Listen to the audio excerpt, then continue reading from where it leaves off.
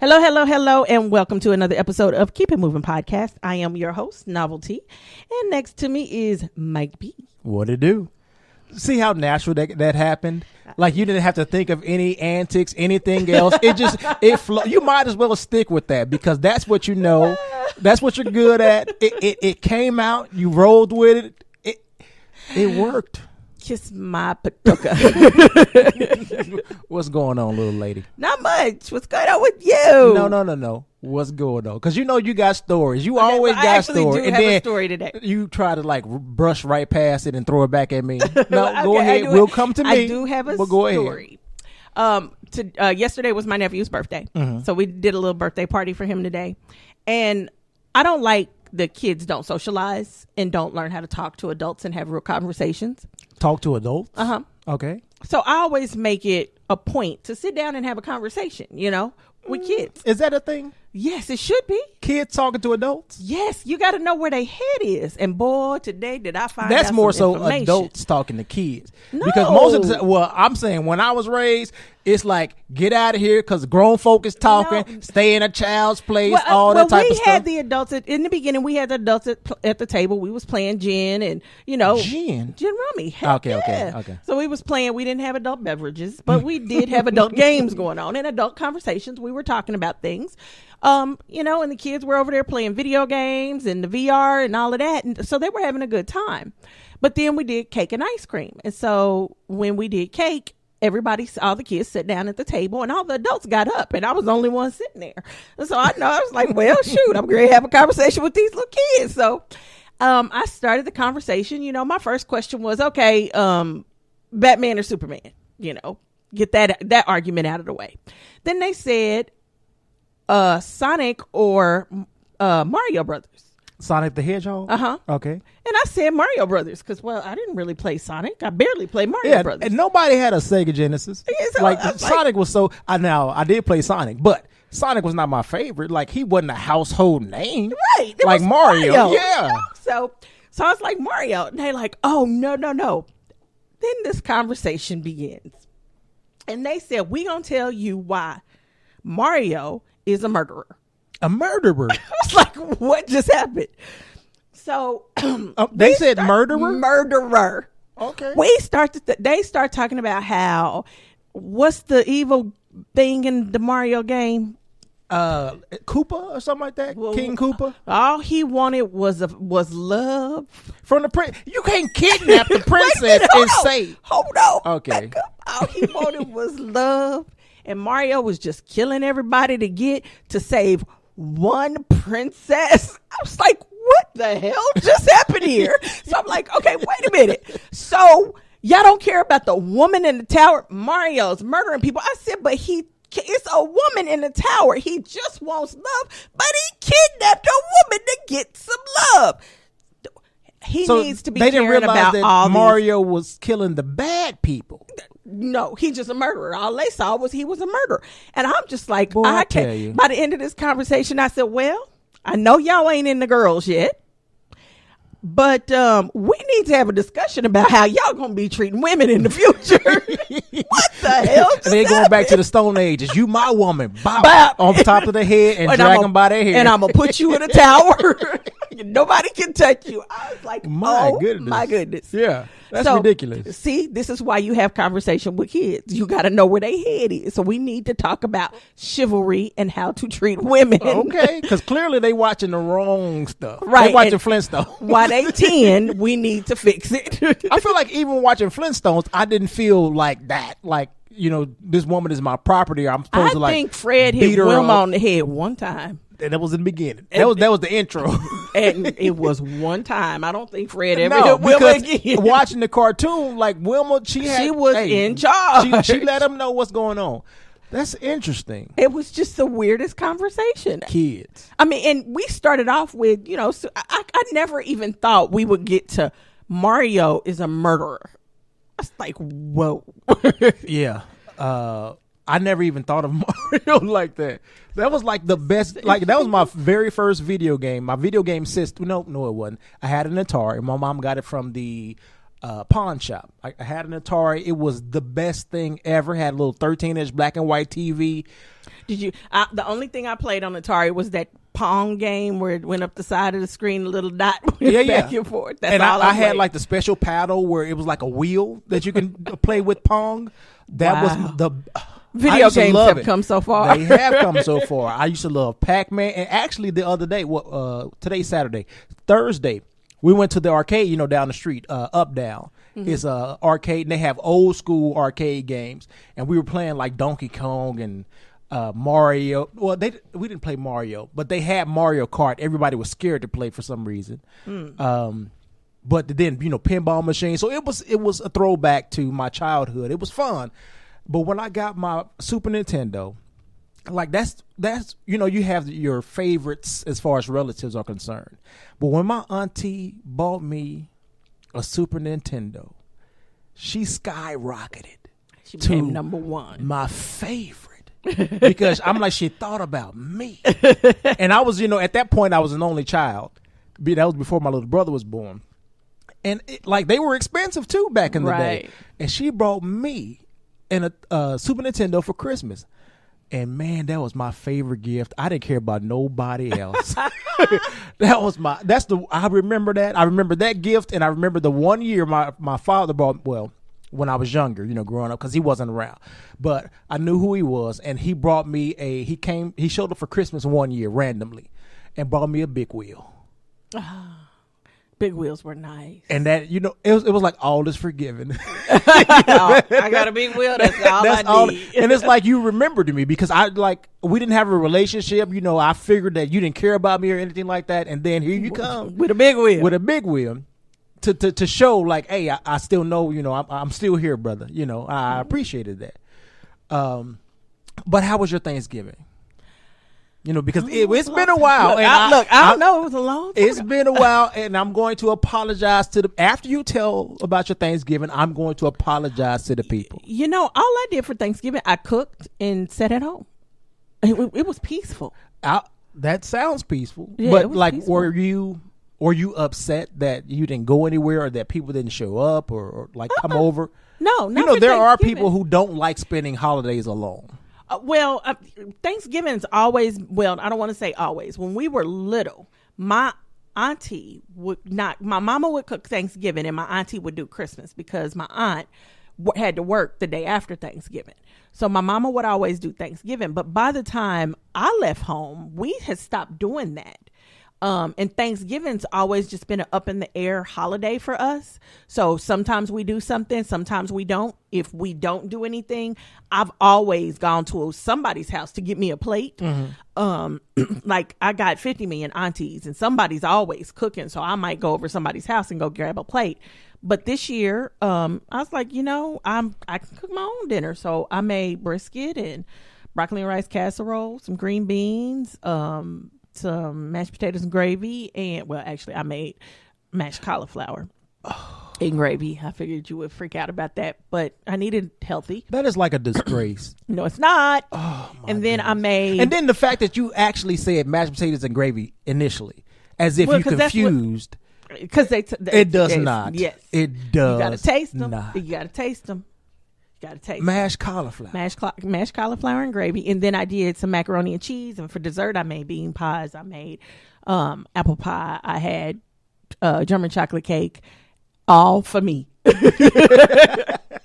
I cooked. And I did go over to my best friend's house to see her mom because her mom, the night before, cracked her head on the side of her end table in the middle of the night and had to go to the hospital and ended up with 20 stitches in her eyelid.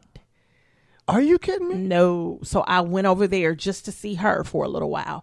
And then I came back home and put my feet up. I watched Hallmark Christmas movies. I feel like you can't just kind of throw that out there as if that's, you said her mom cracked her head. She cracked her head. Her head, 20 stitches in her eyelid. In her eyelid. That is crazy. That is crazy. She thought she said she was asleep.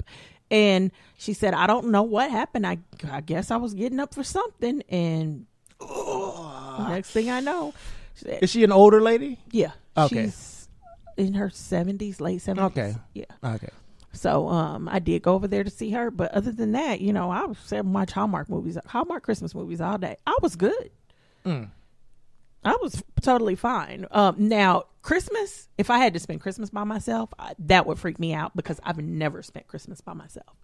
Okay. I've always been with family, and so if I'm spending Christmas by myself, it's a real problem. Something that happened to my family is a problem. I'm just since I'm trying to determine, I guess, how long it's been, but I think when I moved back here to Kansas City, and that was 2003. Like, I'm not a huge fan of like the family holidays. Like, every now and then I will go around my family, but not for like Thanksgiving and Christmas. Those two are like, to me, intimate and personal. And the fact that I don't have my mom and my dad around anymore, to me, that's too much. And I usually those holidays are like happy. You want people to be happy. Everybody's celebrating and loving on each other. And I just don't feel that way around those holidays. So I would rather, instead of ruining anybody's mood, anybody's holiday, I would rather just be by myself. Yeah, I still want you to come to my house. You've mentioned it for 15 years. I mentioned it, but that's just not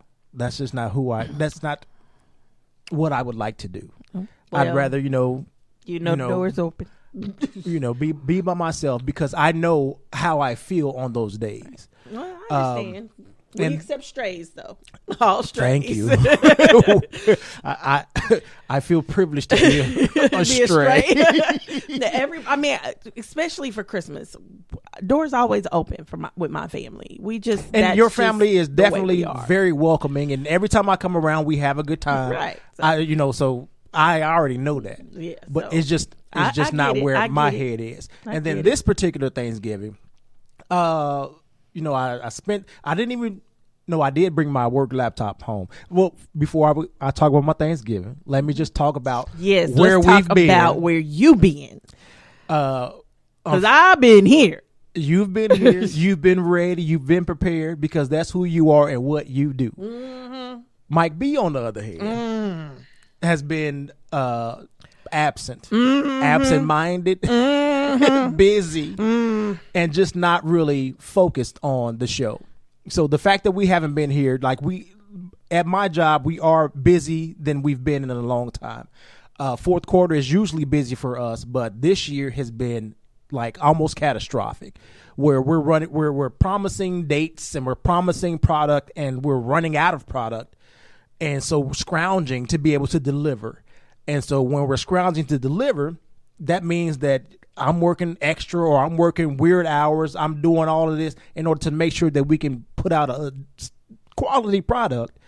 And so I just haven't had the time. And I've been working my regular shift at work, bringing my laptop home, coming home, getting in my comfy pants, and then turning on my laptop and working some more. Mm-hmm. So working 12, 13, 14-hour days.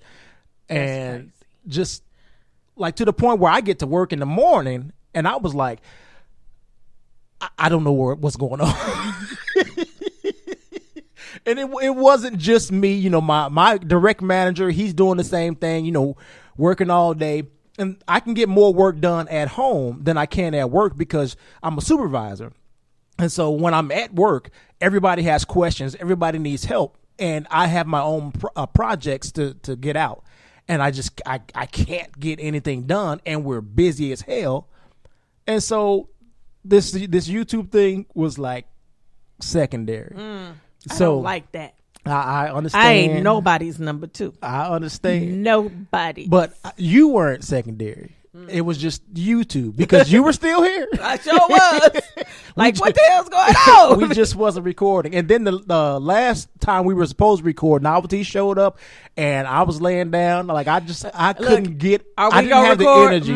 In a minute. I said, just let me rest. Y'all remember, you remember when you was little and your daddy would sit in a chair and close his eyes and he say, I was resting my eyes.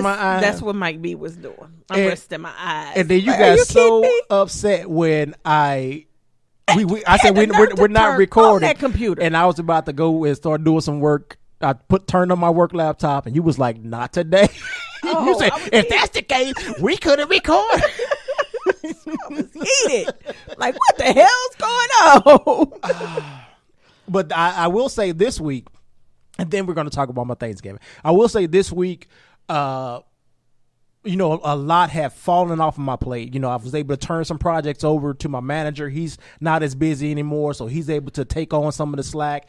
And I didn't have to take my laptop home Thursday. Good. So you're not working as many hours. And I didn't even go to work yesterday. See, there you go. Mental health day. And you know what? I text him Thursday night. I said, I'm taking a mental health day. And I'm reclaiming my time. Shout out to Max. There you go. Shout out to Maxine Waters, Auntie Maxine. I said, I'm reclaiming my time.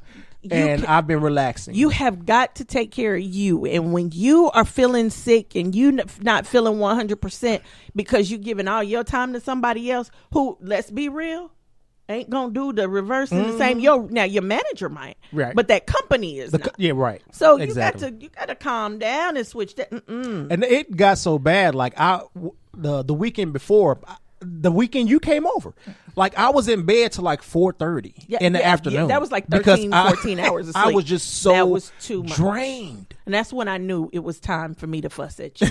I knew then when you told me that it was time for me to fuss at you. It's time to stop. Look, it's a lot of things I'll do for a lot of people. And I'm good for saying, yeah, sure, I'll do it.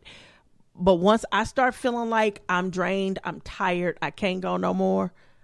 Oh, y'all, see ya. I'm going home to take care of me. Because ain't none of y'all going to be at my house to take care of me when I get sick. The only person that's going to show up is my auntie, and she going to bring me some orange juice. Everybody else will be like, oh, well, you feel better. I hope you feel better. And that's it. And y'all might call me a few days later. My auntie is the only one that will literally, okay, I'm on my way to get you some orange juice. I'll be there in a second. She will come and she'll bring me my orange juice. My mama, I hope you feel better. My mama got enough going on her side of town, so I wouldn't even bother. But my auntie is the only person. She just brings me my OJ. She know that's all I need. And I might tell her take my dog, because this dog has not learned when I'm sick, leave me the hell alone. See, my Yorkie, when I was sick, he knew. She's sick. Okay, I'm going to curl up right here next to her, and I'm going to just sleep all day. This dog, you sick? Well, get up out of bed and let me outside. Let's play. Get out of bed, give me some food. Which, I mean, with my Yorkie, food was always there. Water was always there. I just go to sleep. And if he had to go, he did have a little pee spot he could go in. This dog is bigger. And she can't pee in my house. She cannot. So I got to let her out. But, So anyway, so how was your Thanksgiving? It started out very, calm, peaceful, of course, by myself. Thankfully, my brother doesn't live here anymore. So it was very peaceful. But then, I'm just scrolling on Facebook and I saw a post from my cousin. And he's like... he's one of my first cousins, and we were super, super close. And he's one of the people that, like, our moms were sisters and our dads were brothers. So we're related on both sides. Oh, okay. And this past year, like, he got a new daughter. Oh. And so, we saw the struggle, like I guess he was fighting for custody for his daughter because of some situations going on with the baby mom. He got custody. When he was just so proud of this baby, and they were, he would always post pictures and keep everybody updated on everything. And it seemed as if everything was okay. And Thursday, Thanksgiving, he posted that his daughter passed away. Oh my God. And that was almost too much for me. Why didn't you pick up a phone and call somebody? That's not what I do. That's the problem. I understand, but it's not what I do. And it's like, this is, it's Thanksgiving. It's already a sad time for people like me who have lost loved ones. And not only that, the week before, my grandfather lost his brother and his sister within 2 days. And so, telling me about that. Like, it was just like death was. And I'm like, this is the holiday. This is when people are supposed to be around family. This is where people are supposed to be happy. And then like I said, one of my favorite cousins, lost his baby girl, and just to see how much he was, trying to change his life, how much he was doing for her, and then I never, got to meet her, and just for him to on Thanksgiving, like that was just on Thanksgiving. On Thankksgiving, what happened? I don't know, and that that bothers me as well. The fact that, like I said, I never got to meet her. We haven't, because I'm seeing the updates. I'm seeing like posting videos, and she's happy and everything, and he's happy, and so it just seemed to come out of nowhere from my perspective. And I just it was so much. I had to remove myself from all of social media, because it is so much going on, and I felt like there's a possibility of me breaking. And so I just thought it would be best if, again, I removed myself in order to, I guess, maintain the little sanity that I do have. Well, now, we've been talking about mental health. We have and been how talking important about it is to mental get health. help. Yeah. It may be time for you to talk to somebody. I understand, but I've talked to my doctor, and I'm actually currently being medicated. Have you talked to a psychiatrist? I have not talked to a psychiatrist, but I've talked to my doctor, and we are basically taking the first steps of if this progresses, or if the stress level, the anxiety, if what you're feeling progresses, then that's next. But it's not like I'm ignoring, the signs. I'm trying, and doing the small things that I feel could help for right now.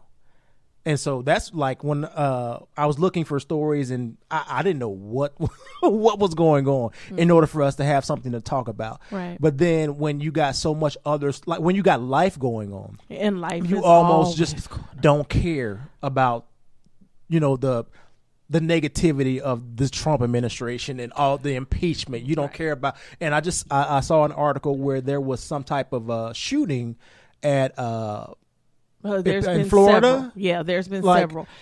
There's that been, was so shocking to me. Some crazy stuff going on. But I will say, for people who are I guess, I don't know if I used to consider myself like an empath, because people talk to me and I feel what they're going through, and it affects me emotionally. And so if when you remove yourself from social media, it's almost like, yeah, a huge weight gets lifted off. My God. It's so crazy how inundated we are with the negativities of the world. Right. And it's like, it's almost hard to remove yourself from it.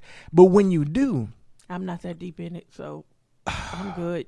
Well, with us being social media people, right, and then me having several different channels, and me trying to keep up with everything, right, it's a lot for me. And then and this is not even my full-time job. I got a full-time job that's requiring more of me at the moment, and so it's too much. I want you to try something, and it might be weird. When you were little, and people would say if you talk to yourself, you're crazy. Mm-hmm.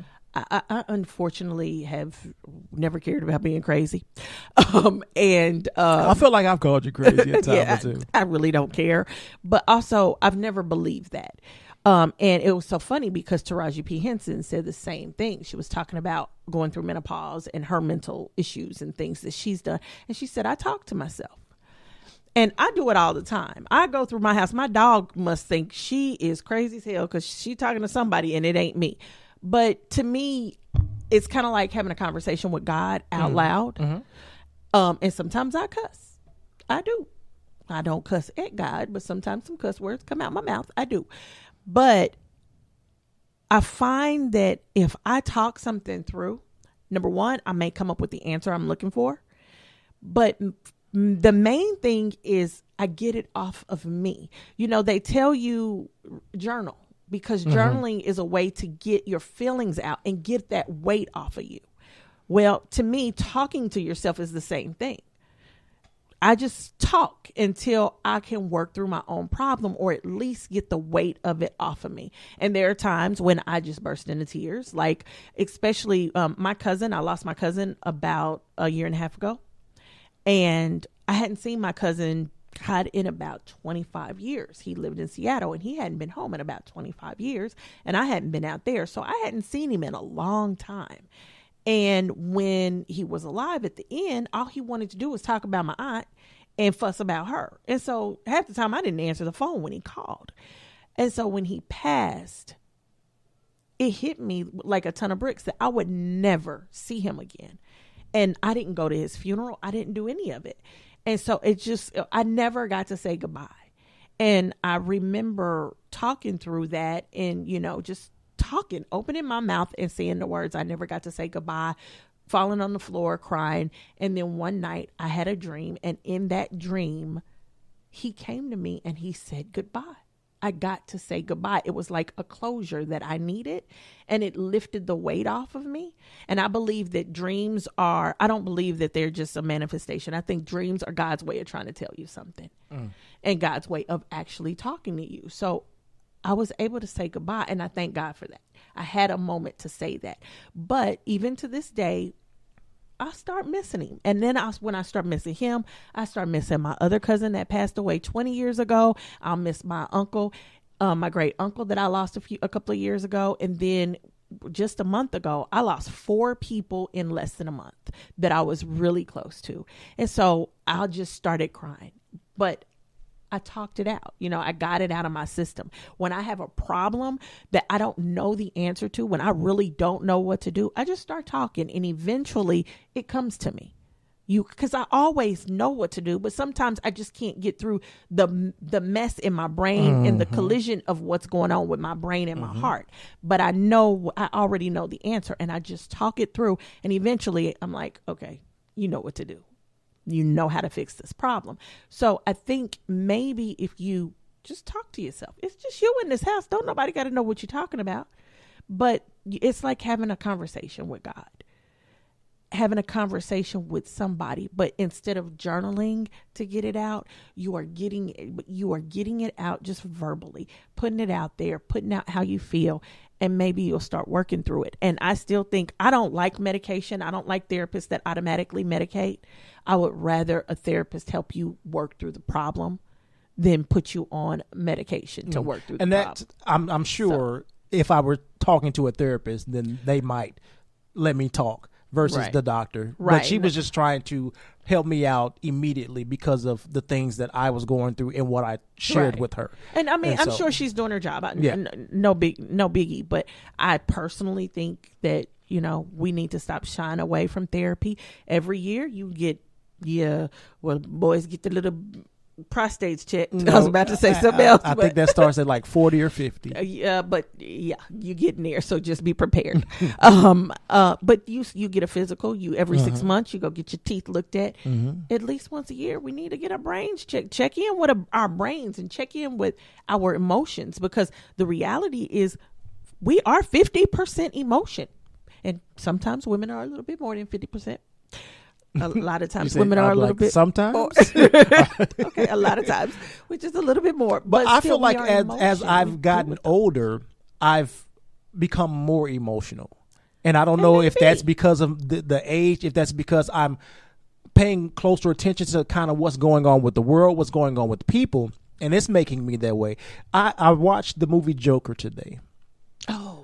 And I heard that was really good. I still have not seen it. It's good, and I felt some type of way because I found myself, and I don't know if this was the point of the movie or if this was kind of where I am as far as, my mental state. But I found myself feeling sorry for him. Yes. And now you get it. I was emotional. Like I almost cried at parts. And now I didn't, but I almost did. But now you see how I be feeling when I'm like, well, I kind of feel sorry for the bad guy. And again, I don't know what the point was.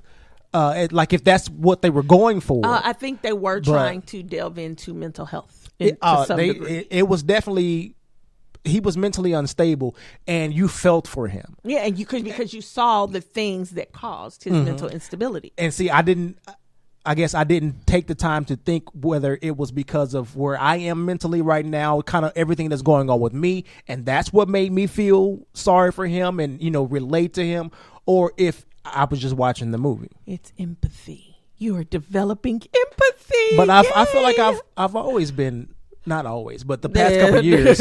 You quick to say, just kill him, they should die. So, no. I guess it depends on the situation. They should die.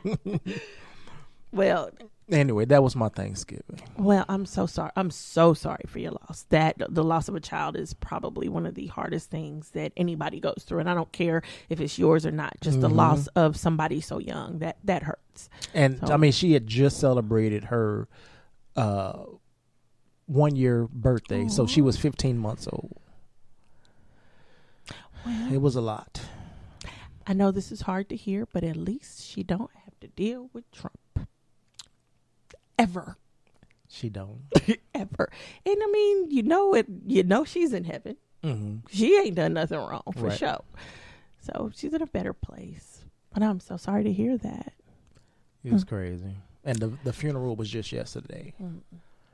Have you talked to your cousin yet? I have not talked to my cousin. I can't. You can't emotionally. You just can't do. I get it. I get it. Well, at least you are taking the right steps and you're getting there. Mm-hmm. Hopefully. You're going to get there. You got to think positively. But I'm still telling you, walk around your house, start talking. Just start talking. Start cussing, start fussing, whatever you got to do. As you start getting that crap off of you, you will start to feel better. Otherwise, you're going to put on 60 pounds like I did. So I got depressed and put on 60 pounds. I was still talking to myself at the time, so I don't know. I don't understand what the issue was, but I did. I mean, I think we all get there. We all have moments of doubt where we start to just doubt a lot of things. You start to doubt God. You start to doubt people, because how could this happen? Why? Why? Yeah. And that's and always not the understand question. it. Why? But I have found, and this has been I found this to be 100% true. There is always a reason. Sometimes I do not understand the reason in the beginning. And sometimes the reason has absolutely nothing to do with me. It has to do with somebody else. And I had to go through something in order to help somebody else. And I didn't even realize it. And I find out years later, and it just clicks. Oh my God, that's what that was about. So you more religious than I am. All I can tell you is to have faith. Right on. But you got a bae? Let's talk about a bae. It's hard. It's a hard segue right there. For this week for Black Achievements and Excellence, we are honoring Willie Murphy, who is an 82-year-old award-winning female bodybuilder who turned the tables literally on a home intruder and beat him so badly after he broke into her house that he had to be taken to the hospital. I was reading this story and I was cracking up. My hero. Now, Willie Murphy says she was getting ready for bed in her home in Rochester, New York around 11 p.m. when she heard somebody pounding on her door. It was a man outside asking her to call the ambulance because he was sick. So she called the ambulance, but the man ended up getting upset at the fact that she wasn't opening up the door to let him in. Like, hey, I'm sick. Like, come on, open up. She wasn't doing it. She said all of a sudden she heard a loud noise and she was like, what the hell is that? The young man ended up being in her house because he broke the door. Oh. And she said, Murphy, who can deadlift 225 pounds and recently won a weightlifting competition earlier this year, was shocked, but she was unperturbed. She said he picked the wrong house.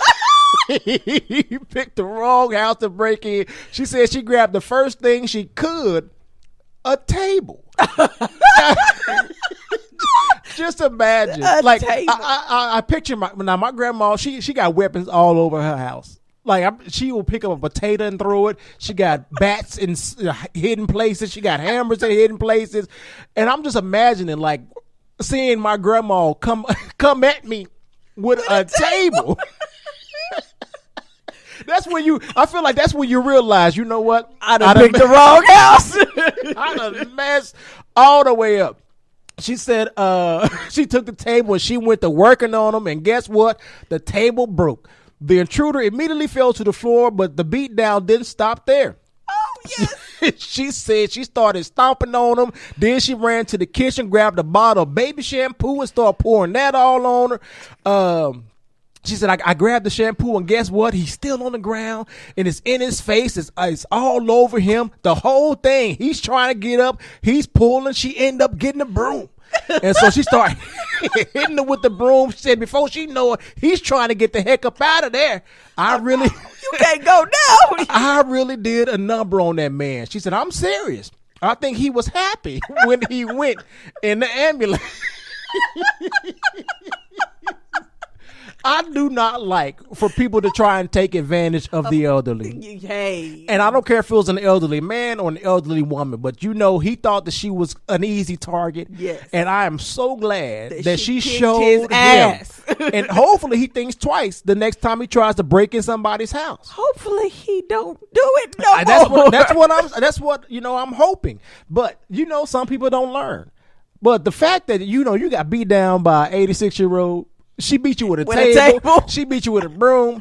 She stomped on you. She poured shampoo all on you. You got beat with all household items. It wasn't a bat. It wasn't a real weapon. It wasn't a gun. You come on, bro. I feel like it's time for him to hang it up. He's my hero. So shout out to 86-year-old Miss Willie Murphy for doing what she had to do to protect her home and get that intruder out of there. Woohoo! She is my hero. Man, that's crazy. Don't be messing with old people. So it's been he learned that day. He sure did. It's been so much going on since Mike B been working. Y'all know impeachment is happening. They are writing up the formal articles and stuff now. And I know this process has been kind of sickening, and probably a lot of people don't understand it. And a lot of it, most people haven't seen since sixth grade history, or not sixth history, social studies is what we called it when I was in school. I don't know what they call it now, but if you don't know how this works, impeachment is like a grand jury sitting down saying, "Hey, are we going to charge this man with a crime?" And then if so, to get like a formal indictment, basically. Right, to get a formal indictment. And if so, we're going to charge him with a crime. Then they drop the articles, and then it goes to the Senate, and the Senate holds the trial. And I believe it's the top Supreme Court justice, the chief Supreme Court justice, that oversees the trial. But the Senate is the one, they're the jury. And so they're the ones that determine.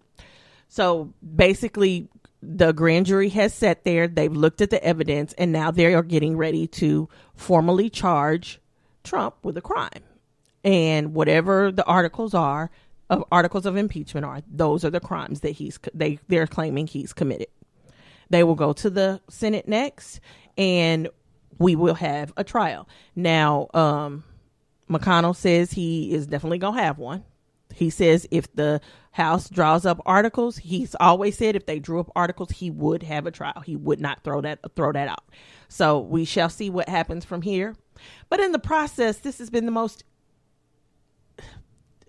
just been crazy. First of all, yesterday or it was sometime last week, they had the scholars these are people who law scholars, right? Well, not necessarily law scholars, history scholars. Okay. And their sole job is to explain how what Trump did is discussed in the Constitution. Not the actual laws that we have on the books, but they're there to say, this is what we believe the founding fathers meant when they wrote these constitutional articles. Okay. So and it was, of course, 3 that went for the Democrats and 1 that went. I don't think he was necessarily against Trump or for Trump. He said that he does believe some things went wrong and Trump did some things wrong, but his whole thing was slow down. Let's not just jump to impeachment. Let the courts force Trump to allow the others to testify, and then go ahead and go with impeachment if you still feel it's necessary. He's not saying that he agrees and doesn't think Trump did anything that's not right. He says he just doesn't think he's at the impeachable point now. So they did that, and then of course you had all the people before who testified and actually their portion of what they saw that actually happened, which the reality is most of their stories lined up. Mostly everybody's story lined up, and there was the one lady at the end. I cannot remember her name now because this 2 weeks ago now, 3 weeks ago. Yeah, blame Mike B because I can't remember her name. That's fine. But the last lady to testify kind of put everything together. It was like puzzle pieces, and you had one. You ever play the phone game in high school? I remember they had. I feel like you're talking about the law professor. No. The lady, she was a law professor. No. That was just because that was just week. Yeah. Okay, that was this no. past I'm week. talking about 2 or 3 weeks ago when they actually had the testimonies from everybody that heard or saw or had. She was the one that worked under Michael Bolton, the singer. Okay, his name ain't Michael Bolton. Under Bolton, the when he was the dude with the mustache. I know who you're talking about. Is it? It's not Michael. It can't be. I thought it was, but look up his name now because I'm so confused. He's the guy that used to work for Fox, and he got the seat as he wasn't Secretary of State. He quit. See, it's been so many people coming in and out. I know their faces. John. Okay, John Bolton. See, that's close. What is he? He's a senator. No, what was he? He's the Senate Foreign Relations. Like he. Oh no, that's his name, right? Okay. But is that the guy you're talking about? When you said that mustache, that's the first person I pictured. But no, he had a title for. He used in the Trump administration. Yeah. Okay. I can't remember what it was right now. Y'all know who I'm talking about. Anyway, she worked under him, and he's the one that said he didn't want no part of this drug deal. And she was the one that gave that message carried that message on to the other players that were in all of it. He was a national security advisor. Thank you. So, anyway, when she testified, if you've ever played the phone game where we played it in school one day, they had us all come out into the hall, and it was like 5 classes, and they started at one end of the hallway and whispered something in somebody's ear, and you were supposed to whisper exactly what you heard all the way down. By the time it got to the end of the hallway, it was totally different from what it started out being. Well, this is kind of like that. Not that they whispered something in somebody's ear. It's just one person saw one thing. One person heard one thing. One person did one thing. So when you only have a very small role in a big problem, and you can only tell about your small role, then everybody can say, well, that didn't happen. That didn't happen. How does this equate to this? Well, everybody had given their testimony, and she came in and she filled in all the holes. And now you understood, oh, this is what happened. This is how it went from here. This is how it went to there. This is what, because she had bits and pieces as filler. And she said, even as she was watching the trial, she said, excuse me, she said stuff started to finally make sense. She said the whole time I couldn't understand what was going on. How does the UK prime minister come down here and start telling, or not prime minister, the UK ambassador come down here and start trying to tell us stuff when we in the Ukraine? Wait a minute. We supposed to be going left down here to fix this problem. You trying to take us up here for another problem. What's going on? At one point, she was like, who are you to tell us what to do? And he said, I answer to the president. And so she was like, at that point, all she could say was, oh, well, okay. She said, but after everything that was, she said, after she saw him testify, and he was like, well, I told the president, I told the vice president, I told the secretary of state. Who else was I supposed to tell? And she's like, well, damn, he's right. And so she was like, okay, he is here doing a personal errand for the president. We are here trying to do something for the United States of America. Mm-hmm. We're trying to keep peace. We got two separate agendas. And that's when she even said, okay, now I understand. So she was able to start filling in holes and filling in blanks. I wish we knew her name. I knew it 2 weeks ago. I'm sorry, people. But I'll try to look it up and we can put it on put it in the comments. Okay. But yeah, so this is all going down. And so now there is a story. Whether you believe the story or not, whether you think it's an impeachable offense or not, this is the story that they have. Now they're going to take these articles of impeachment, they'll send them to the Senate. They'll vote on them first to say, hey, are we going to vote to impeach the president? Now, Democrats outweigh the Senate in the House. Republicans. Outweigh the Republicans in the House. So he is going to be impeached. I don't see how he's not going to be impeached. Impeachment will happen. However, let's be real. In the Senate, Republicans outweigh Democrats. the Democrats. And they don't want to impeach this president. I don't understand why. But they don't want to impeach this president. So more than likely, he will not be convicted of a crime, which means ultimately he will not be removed from office. The only way he's getting removed from office is at the polls. So if you don't like this president, if you don't like what is happening in this country, you've got to go vote. You cannot sit at home and say my vote doesn't count. You cannot sit at home and think, oh, well, if I don't vote, it's not a big deal because they'll fix it. Because your vote counts. It weighs so much heavier when you don't vote because it weighs to the party you don't want in office. So if you got a problem with this president, you don't want him in office, not voting is not an option.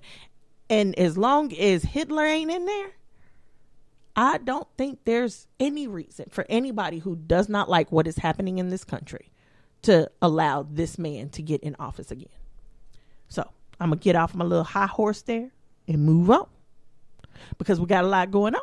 So after this done happened, now Nancy Pelosi steps up to the stage. She step up to the mic. She going to answer some questions. She got a town hall coming up. She going to try to explain to the people what's going on, why we're behind impeachment, why we believe what we believe. We going to discuss. Democrats is now trying to explain their side. Okay, she comes up to the mic. She's telling everybody this is what we're going to do. She takes questions. She takes a question here. Now, Nancy Pelosi is known for taking the last question, walking off the stage, not hearing nothing nobody else got to say. Nancy Pelosi takes her last question. She's like, all right, I'm done. She heads off the stage and a reporter yells out, so are y'all just doing this because you don't like the president? Well, oh my Lord, I don't think that was like, how you piss your mom off. Was she walking out of the room? And then you mumble under your voice. And she come back. Nancy Pelosi came back and she's sitting there, wait a minute. Y'all not going to turn this around. I think, I felt like she was about ready to get the belt. The way she flipped back, I was like, whoa, no. You not going to put that on me. And basically she just told the guy, no, that's not what this is about. She's like, I don't agree with this president. And I don't believe that he has the poor in mind. I don't believe that he has people that are in need in mind. I don't believe he cares about kids. It's a lot of things I don't believe. She said, but don't tell me I don't like somebody. I pray for this president like I have for every president every day. She put dude in his place. And I was like, let me get away from you because you about to get in trouble. She don't throw a shoe. A potato like my grandma. Something was coming across that room. She was heated. She stopped in her tracks, started talking, went back to the mic. They walked back and she was pointing. I was like, I didn't even know what she was talking about, but CNN kept replaying the clip.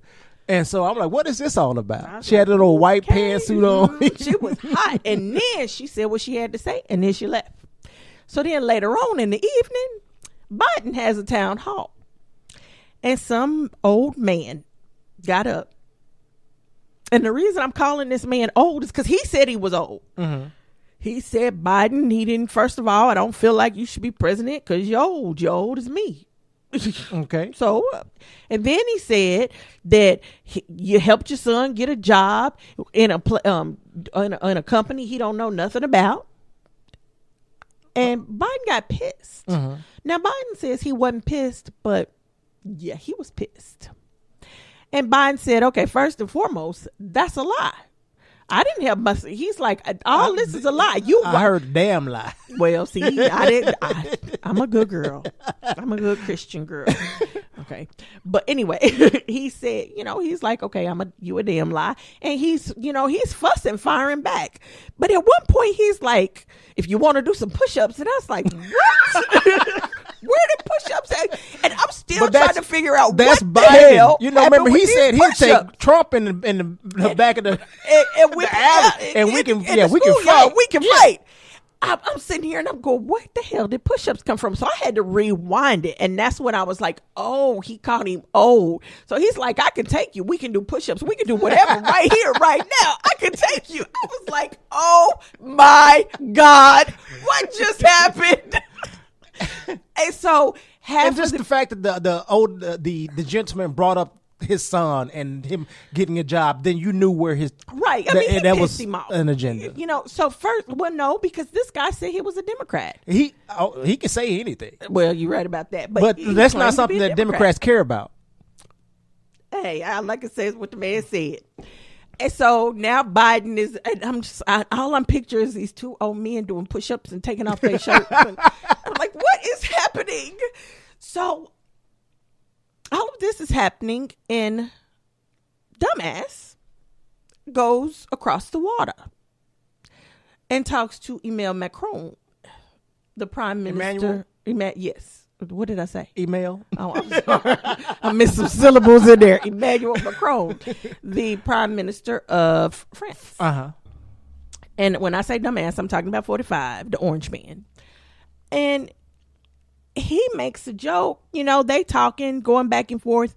And he makes a joke. Well, you want me to give you some nice ISIS fighters? I'm like, what the fuck? I am. Why does he have ISIS fighters? We have some ISIS fighters in jail, and he wants to give them to France. Okay. I'm just sitting here going, what? He's got 50 million press conferences going on. Then they catch Canada on a hot mic laughing. What's at his name? him. Justin Trudeau. Mm-hmm. On a hot mic laughing at him. His feelings gets hurt, and then Is that why he called him Two-Face? Yes, and then was it who was it? Somebody said they didn't like NATO, and I think it was Macron that said all this stuff about how NATO wasn't doing their job and da-da-da-da-da. But he said it since, he basically said this is happening since America pulled out of NATO and has been acting a fool. So now NATO's not doing what they're supposed to be doing. And Trump's not, I can't believe he talked about NATO. You're not supposed to talk about NATO like that. This is a good organization. I'm like, what the hell? Just a year ago, you was talking about it. What is going on? He doesn't remember. And so then, the law professors, they came on and they were talking and they going back and forth. And one of the law professors said, I'm going to put it to you this way. Just because you name your son Barron does not mean you are a king. That's all she said. Everybody's upset and up in arms. I can't believe you brought the child into this. And I'm like, he didn't bring the child into this. She just mentioned his name. Okay, if you feel like that shouldn't have happened, I can kind of understand your point. But are you kidding me? And then Miss B Best bring her buddy back over the water. And she's talking about, I can't believe you brought my child into this. Well, I can't believe you ain't talked to your dumbass husband. Or I can't believe you with this dumbass man. Something is not right. You holler and be best, and you with the one person that whose motto is let's be worst. Can you say she's holler and be best? Has she done anything with that program? Has she even gave a speech talking about being in bed? Can she? That's the problem. She can't. So this has been, when I say this has been like the craziest month and a half. And I'm just like, huh? And what do you think about Kamala dropping out? I was shocked. But the reality is it was going to happen anyway. You know what? Kamala can go. Cory Booker can go on and pull out. I heard that he's like his donations are going up. It doesn't matter. You don't think he'll get the nomination? No, it's not going to happen. What I need to see from Kamala, from Cory Booker, from Andrew Yang, this is what I need to see from all of those other 20 some odd candidates. Buttigieg or whatever. Buttigieg it might not be time for him to come out yet. He's not going to get it because he cannot get the African American vote. And that's because of his politics. But it's while we on him, look, for anybody out there in the LGBTQ community, I understand that you all are getting discriminated against. I understand it. I get it. But let me tell you, stop saying and stop equating what you're going through to being black. Because it is not the same. No matter what, no matter how you feel, you can always pretend to be something else, something you don't want to be. You can always pretend, even if you really don't want to do it. I get it. I understand. But you can always pretend. Yeah, okay. I cannot pretend to be a white woman when I walk out my door. It is absolutely nothing in this world that can change the color of my skin. I cannot pretend to be a white woman when I walk into a bank to get a loan. I cannot pretend to be a white woman when I walk into a company to get a job. You see me on the street. You don't look at me and say, well, maybe she's white. I am black. You look at me and before you see anything else, you see the color of my skin. So stop equating the two. Do not equate the two. Yes, you are being discriminated against. Yes, it is wrong as hell. Yes, you have a voice. Yes, you should not have to pretend to be somebody you are not. All of those things are true, but stop equating being black to being in the LGBTQ community. With that said, I will move on. Can I have some context? It has something to do with yes. Okay. He mentioned that he could understand the struggle because he was gay.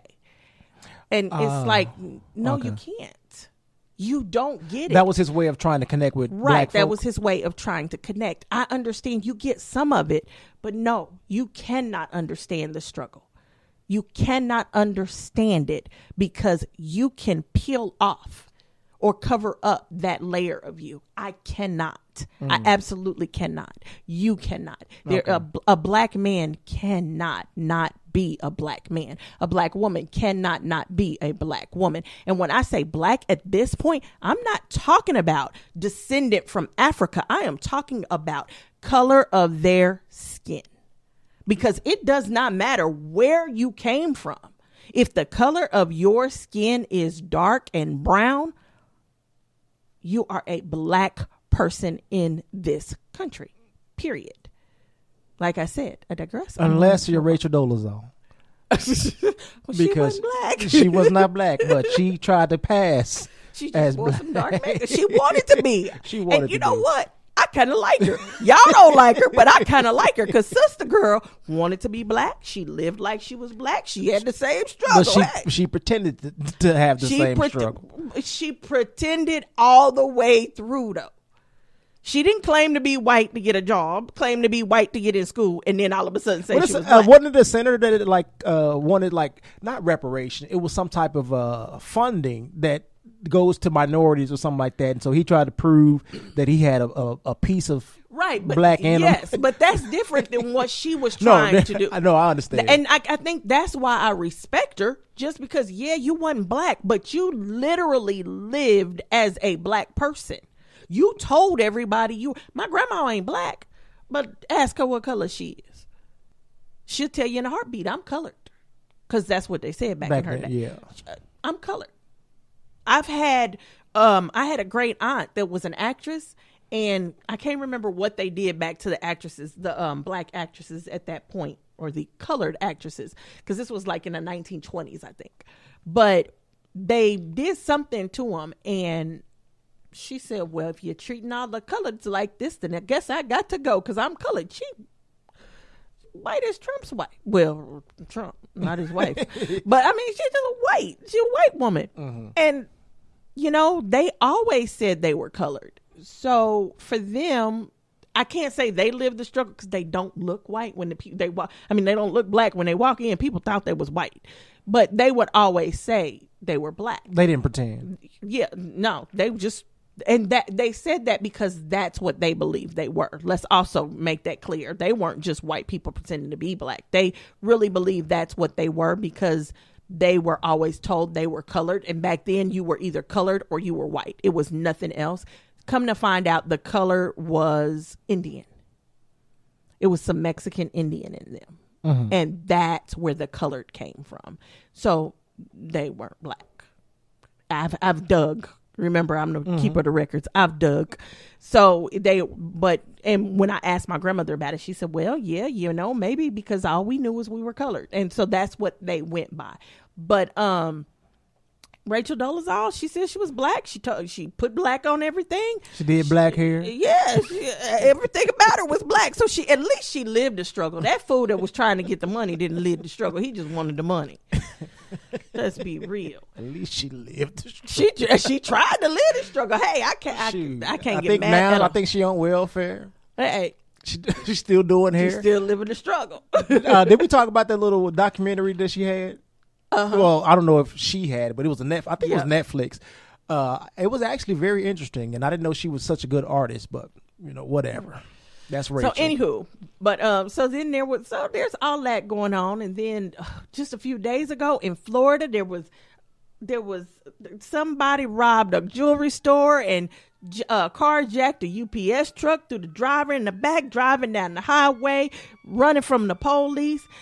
Get stuck in a busy intersection. I think it was like rush hour traffic. They stuck in this busy intersection. The police opened fire. Now, I don't know if the guy started shooting first or what. Police opened fire. They got the news van because it's traffic. And they looking at the helicopter. traffic. Yeah, so the news helicopters are going over and they got the whole thing on tape. All of a sudden, you just see holes popping in this UPS truck. All over. So they shooting, they done killed the driver, killed the UPS driver that was in there, killed the hijackers, people on the streets jumping out the cars, people screaming, stay down, you gonna get hit. I'm like, what the hell is going on in rush hour traffic? Why would police just open fire? Then you got the man in California with the machete chasing the cop down the street. What is going on with this world? We got 2 military bases where one is is Pearl Harbor. Mm-hmm. That was in Florida, right? No, Pearl Harbor is in Hawaii. Oh, was it Hawaii? They kept saying, is that where Pensacola? They kept saying Pensacola. I thought that was in Hawaii. Florida. Okay. And then there was another Army base. That one might have been in Florida. But it was 2 of them. Somebody got up and got upset, got in there and started shooting. And I'm just sitting here going, what the hell is going on? I think there was another school shooting. Mm-hmm. And I'm just, all I can say is, I think there may be 2 or 3. Since we've recorded, I think there have been 2 or 3 I have had to turn off my, I can't watch CNN. I can't watch news. My phone throws news up and I'm like, I can't deal with it no more. This is too much. We are not doing anything about it. There are 275 bills sitting on Mitch McConnell's desk that he will not address. He keeps screaming, House can't do nothing because Democrats are too busy trying to impeach. But there are 275 bills that the House has passed through, bipartisan bills sitting there on Mitch McConnell's desk. He will not address. Okay, so let's be real. There needs to be a process in place for situations like this when you got the person at the top refusing to do anything. Somebody needs to be able to step up and we either veto there something. There is a process. There's a process. The process is the rest of the people in the Senate do something about it. They are in positions to make changes. Are they? Yes. They just refuse to at this point? Republicans are refusing to do anything. Nobody's doing anything. We're all going to follow whatever McConnell does, and McConnell's going to follow whatever Trump does. And they still this is where getting we paid. Are. And they still getting paid. And people are starving. They're getting ready to pull $750,000. Talk about food stamps? Yes, off of food stamps. Are you kidding me? We're not. And then there was did you hear about the migrant kid, 16-year-old, who got the flu and died in our custody? From the freaking flu. Are you kidding me? Because they refused to give him treatment. They just wouldn't give him treatment. And then all anybody says is, well, we don't have the manpower for this. Well, then why the hell are you doing it? If you don't have the manpower for what you're doing, why are you standing behind the president that does? Say something. Open your mouth. See, this is why I can't work for corporate America. Because I'm good for telling a boss, you stupid. I am so good for just looking at somebody and saying, that is the dumbest thing. Just the other day, I sat down with my supervisor wasn't there. But my old supervisor was, and when he's not there, I go to her for stuff. And so I had a question. I'm like, why are these dumb people sending me IMs all day about stuff that I'm putting in notes on accounts? What the hell's going on? I'm like, first of all, do I have to talk to them? She said, yes, you have to help them. I'm like, well, this is stupid. I'm getting asked questions and I'm literally saying the exact same words I'm literally reading my note to her. And I'm like, what part of this are you not understanding? And they're like, well, like one of them, I told them they needed to get a clinical note. But what kind of clinical notes? You are the technician. I am a person off the street that don't know nothing about medicine. How the hell do I know what a clinical note is and you don't? You need a new job. What is going on? And all a clinical note is a note from the doctor that's part of the medical record. That's all it is. And the patient needs a hospital bed. I need a clinical note for the hospital bed. Well, what do you need the clinical note to say? The patient needs a freaking hospital bed. What the hell? And not only that, there are questions that, especially when you deal with Medicare, there are things that Medicare requires that are in the clinical notes. We literally have these questions listed out. I send them a copy of the questions and I say, I need the qualifying questions answered in the clinical notes that are loaded in the system. Well, what does it need to say? I've been and pulled my hair out. So I just went on and IM'd my supervisor, my old supervisor, and she's just cracking up. She says, I know when I talk to you, it's always because somebody did something stupid. And it's going to be funny because I never talk to you. You literally do not. Just like you don't bug nobody. You just sit there and do your job. She's like, that's the one thing I can trust. You just sit there and do your job. But when I hear from you, it's a problem. And she's like, I know. We've been trying. I'm like, they need to train them or they need to do something. So I could not sit behind him and do nothing. I can't sit behind anybody that's doing stupid stuff and not say nothing. That's not in my nature. God didn't give me that. When it came to patience and the be quiet gene, I was in the toilet when y'all was getting those things. The be quiet G. The be quiet G. My trainer is going through rounds with his supervisor right now. He's opening up a new gym. So his supervisor got him doing stuff. You was working like crazy. And all I'm sitting here like, y'all stupid. Because it ain't no way in hell I would do this. And then so I'm thinking, well, maybe that's why you're not a supervisor. What the hell? I don't want to be nobody's supervisor. I got my own business going on. It's more important than anybody else's anything. So I would never put somebody else before me. And let me rephrase. I would never put somebody else's job before me. God, my family, my sanity. That's how it goes. God, my family, my sanity, and sometimes God, your sanity. Then my family. And when I say family, that means friends that have come close enough to become family. That's all I care about. I don't care about nothing else. And I'll tell a job in a heartbeat, look, If you make it, if you risk my health, if you risk my family, I'm out. I don't care who you are. I don't care how hard it takes me to find another job. I go live with my mama. And that's the last thing I want to do. But I will go live with my mama before I come to work and let you drive me nuts. So I don't know how I got on that rant. It's okay. But I kind of went there. The people doing whatever Trump wants to do. Oh, the 16-year-old dying. This world, I mean, it's been chaotic. Mm-hmm. And then in the chaos, if you take your kids to Arby's, well, Arby's, one particular Arby's, put a note on their door that said, if your kids come in here acting a fool, you got to go. And people are pissed off about it. Well, people are not necessarily. Okay. There's a debate going on right now. Is Arby's right or is Arby's wrong? Now, because it's a fast food restaurant and it's for kids, to some degree, I can kind of understand where people are coming from. Well, I mean, it's a fast food restaurant. It's not a restaurant where you come in and you sit down. So it's they just don't sell alcoholic beverages, right. So you can kind of assume it's a family-oriented. Right, it's a family-oriented restaurant. So I can, to some degree, understand the smallest But let me tell you, if your kid come putting their fingers in my ketchup, throwing their French fries at me, we gonna have a problem. I don't care if we in Chili's, Arby's, or Kona Grill. I don't care where we Chuck are. E. Cheese. You know, it could be a kid establishment, but you need to have control if you got of your children. Kids, you need to control them, period. That's Arby's shouldn't have had to put that on their door. But the fact that they did means that it's a problem right, at this means that somebody's kids is coming in here acting a fool. And they expect for the Arby's people to take care of their kids while they get a break. And they That's what it sounds like to me. Yeah. They probably let the kids go in and eat, and they out in the car getting peace. No. Ain't nobody got time for that. I don't blame them. Watch your badass kids.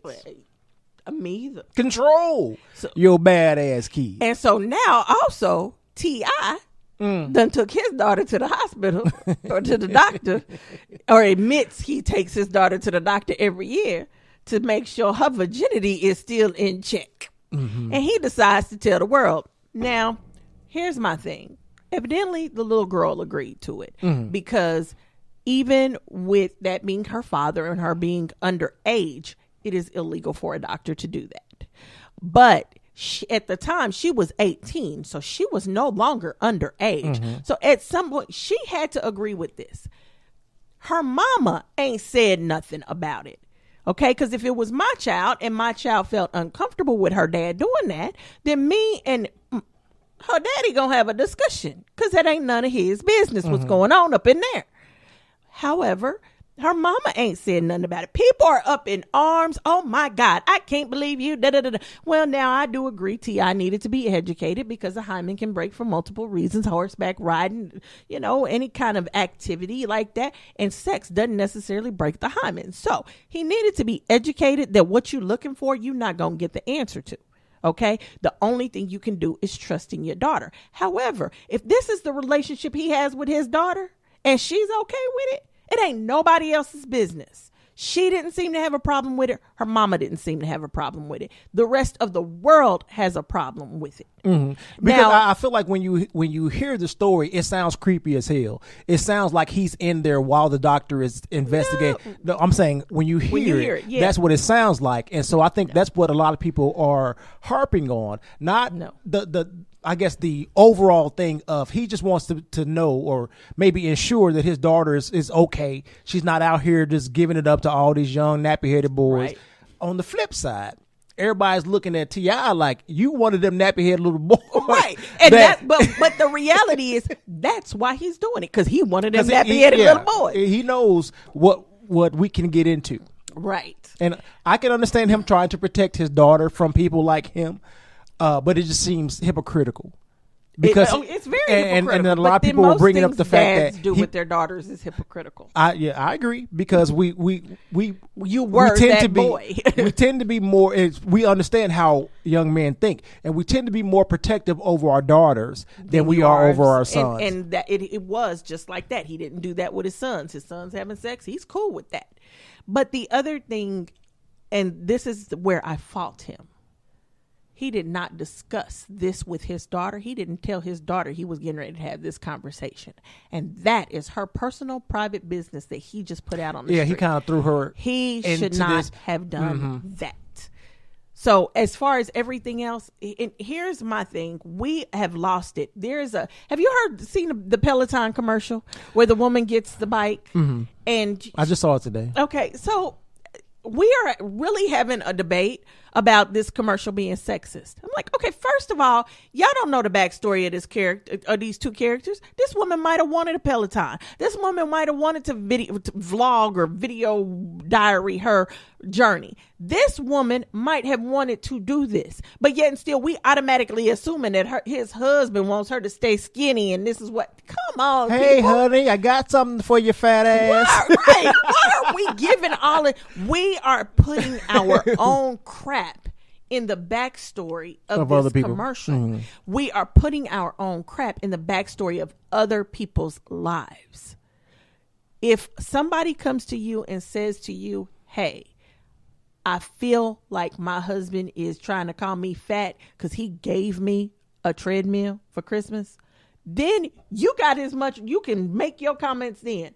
But if somebody says, I got a Peloton for my husband for Christmas, but I feel why like we automatically most, throwing that I feel out? like most, let me not say most. I feel like a lot of women, the first thing they would think, well, does he think you fat? Well, see, and that, you know what? And then they look at her. You don't need a exercise bike. Nope. You don't need to exercise. When I looked at it, I was like, oh, cool. I'd like one of those. But that you were also because I am exercising, because I am being healthy. You don't know that woman's state of mind. True. And you're also looking at it from the perspective of someone who's trying to be a healthy person. Right. Versus someone who's sitting at the house. Not doing nothing. And you can't tell me nothing. So how are you going to put your backstory on this woman? You don't know what her backstory is. Now, if you got your girlfriend who don't work out and she said, girl, my husband gave me, then yeah, I'm automatically, damn, he try to call you fat. But if you got your girlfriend who lifts weights and works out all the time, my husband bought me a Peloton. Oh, you like that? They're expensive. Right. So it's like you can't, without knowing somebody's backstory, you can't make up all this stuff. And we talking about a commercial. It's a freaking commercial. Mm-hmm. It's not real. But it's there for you to interpret. No, it's there for you to buy a Peloton. That's the only interpretation you're supposed to get out of that commercial. Only for your fat friends. And your big significant others. So we are arguing about this. Novelty, feel free to buy me a Peloton. So you need a Peloton? I'll take it. So it has just been a whirlwind of like crazy. Just crazy. But it's been that way for too long at this point. This last month, I mean, when I literally say I have not turned on my television today at all. At all. I've just started listening to music. I'm like, I can't take these people no more. If I get one more Democrat acting a fool, Trevor Noah said, you know what? At this point, everybody just needs to shut up. Nobody needs to say anything. The next debate needs to go like this. So, are you for free health care? Just raise your hand and nod. Okay. Do you want to send get DACA together? Raise your hand and nod. Shake your head no. That's how debates need to go on for the rest of the election period, because what's coming out these people's mouths is just, I can't believe. Do you know? I'm sure every president, I don't care what side they was on, they all rolling over in their graves, going, "What the hell is going on right now? What is going on?" The whole climate this doesn't make sense. And that's it. It's the people are so concerned about what everybody else thinks at the party. You know, all the adults, we were sitting there. One of the things we were talking about was, you know, your nephew's party. Yes. Okay. Just how different the world is. People don't get together and. You know, when I was little, every Friday night, every Saturday night, we were at my aunt's house playing cards. Well, we was kids. They was playing cards and drinking and having a good time. And the kids would sit up and watch movies. And that's where we had our first sip of whatever drink, because we wasn't going nowhere. And they get us like wine coolers. We all underage. We just having a good time. The cousins just sitting there having fun. This was every Saturday night. It was always food and something good to eat and music playing. You don't see that anymore, you know. And I was like, well, me and my friends still get together and we do house parties. We play games. We do game night and go to movies and stuff like that together. But you don't see it much. Even us, it's starting to fade. Few and far in between, right? And we need to stop. I know I'm part of the problem. Yeah, we need to stop. We need to start bringing that back together, just to start being a community again, getting involved and being involved with each other's lives. And then they started talking about, you know, how they think, you know, the schools are part of the problem because they raising little wusses, because they use that terminology. Yes, there they did. But because, you know, a kid hit you, you get bullied, you're not supposed to do nothing. You're supposed to go tell. And so one mom was like, look, and I told my son, you got 3 times, and then hey, after the 3rd time, you beat their ass. I'm like, dang, that sounds like my mama. Somebody hit you, you pick up a brick and knock the hell out of them. That's how I think most of us was raised. Yeah. Somebody put their hands on you. You defend yourself. And they usually didn't go and tell the teacher or tell anybody. Right. We handled it. You just handled your business.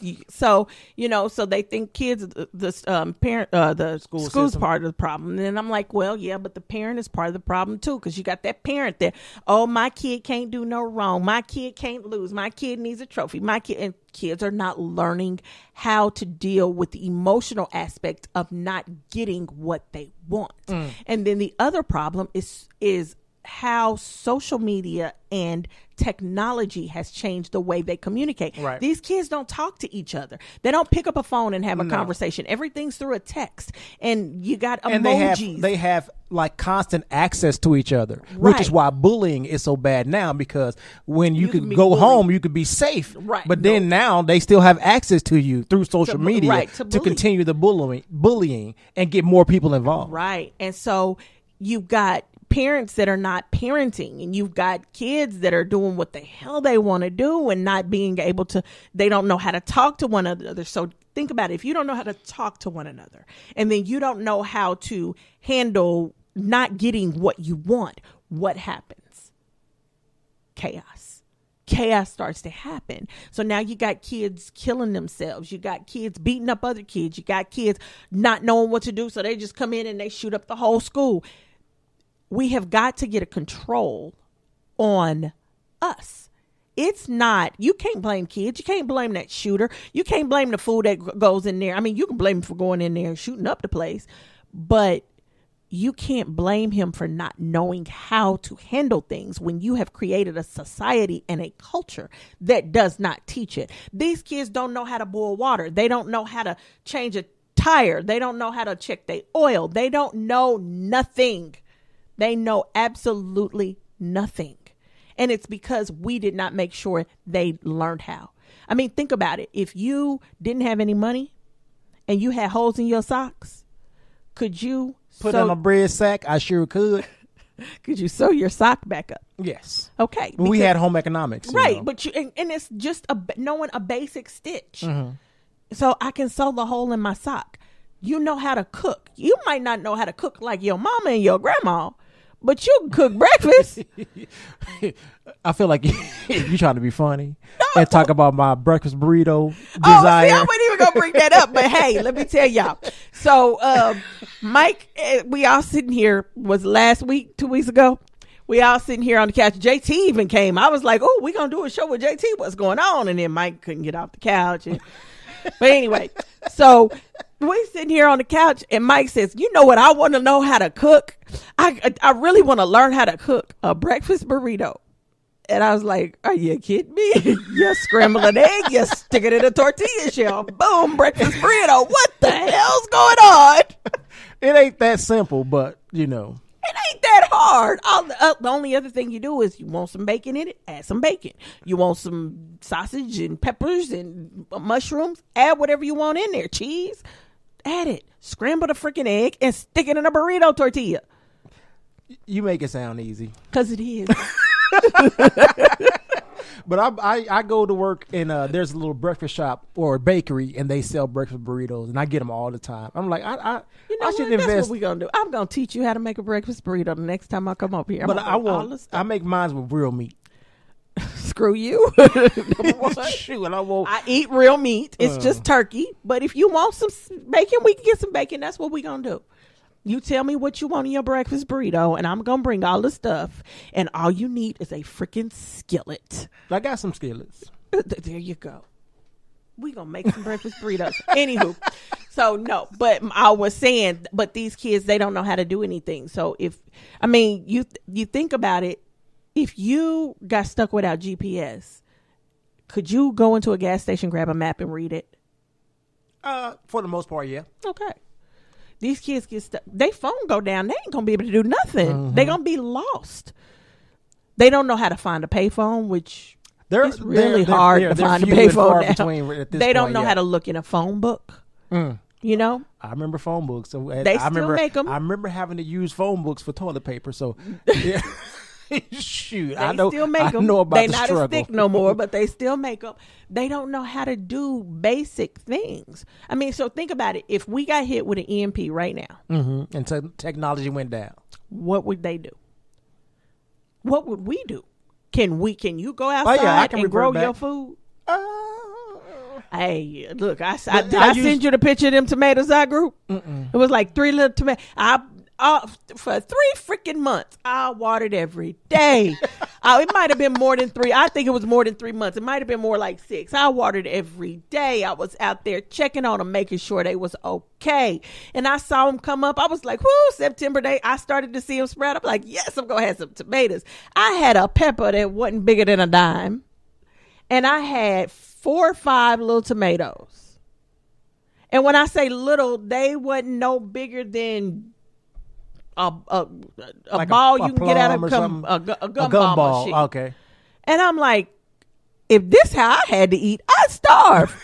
I had to wait 6 months. But see, you don't know nothing about putting the steroids in it. No. The whole point was to be healthy. I won't be growing no tomatoes next year. I'm telling you that much. Screw them tomatoes, screw them peppers. I was so mad. And I'm not a huge fan of eating the, I guess, stuff that grows from the earth. My stuff is all manufactured. See, processed. You gonna die. You gonna die. I'm just saying. That's my problem. But anyway, so it's just been an interesting month and a half, however long we've been gone. It's been interesting. But I'm going to try, I will tell you all, and I'm trying to get Mike B to pre-record some episodes so the next time he decide he want to take off because he need to rest his eyes, we can at least get a show up. Which the next video you guys see or hear from us will be a pre-recorded show, because this will be our last episode recording for this year. And the next video is going to be our Christmas video right before the holiday, and then we will see you guys right after or not see, because y'all know novelty is not about to be on video, but we will talk to you. We will talk to you all after the new year, 2020. You know what they say about 2020 vision? What? You're going to be able to see it all next year. 2020, you see so everything. Both of us can probably take our glasses off. No, but I'm hoping that I'm hoping in 2020 people can see that this fool in the office is a fool.